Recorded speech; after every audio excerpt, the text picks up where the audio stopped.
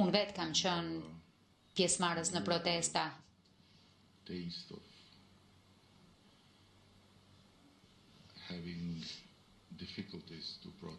Dhe e di mirë, e njoh shihen e momentit kur e ke vështirë të protestosh.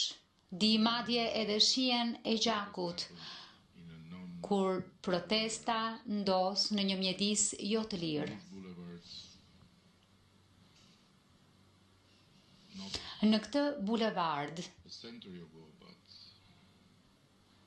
jo një shekull më parë, por vetëm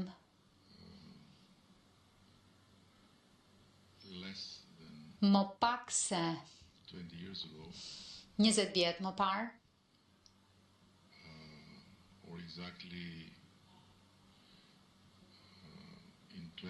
apo më sakt në 2011, 4 protestues u vran me armë sulmuese.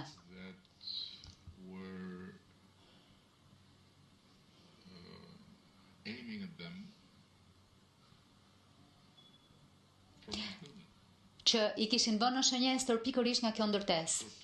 Kështu që për mua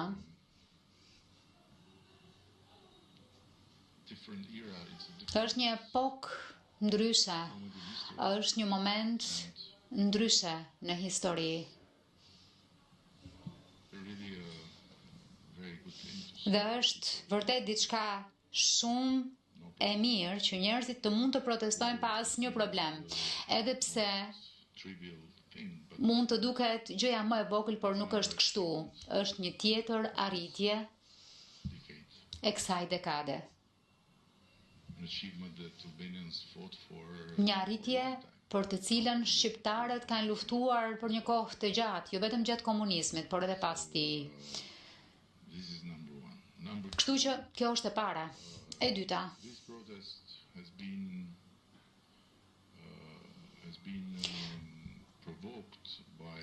kjo protest është provokuar nga një akt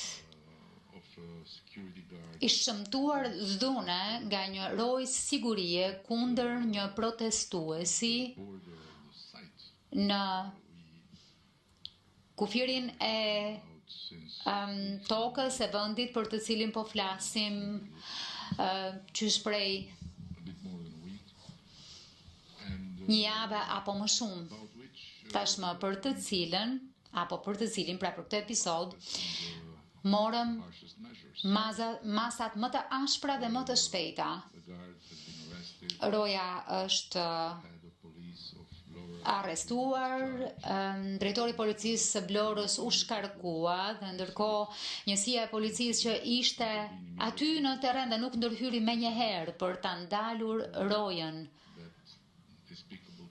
që të mos ta bënte atë akt të neveritshëm, është vënë në hetim.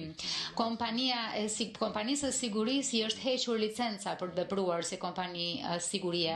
Këtë kemi bërë ne. Dhe sigurisht, akti i dhunës ndezi ndjenjat. Video u bë virale dhe krijoi apo çeli rrugën për më shumë, për ngritjen e pikpyetjeve mbi zhvillimin vet, pikpyetje mbi pronën, pikpyetje mbi projektin. Pastaj, befas, çështja u bë më e gjerë dhe tashmë cek gjithçka, që është në rregull, por nuk jemi më në dinamikën e protestës së disa njerëzve apo shumë njerëzve, quajeni së doni, edhe pse kam parë raportime për qindra mijëra vet, që janë te çesharake, megjithatë s'ka rëndësi, nuk dua të flas për numrat, edhe pse numrat për mua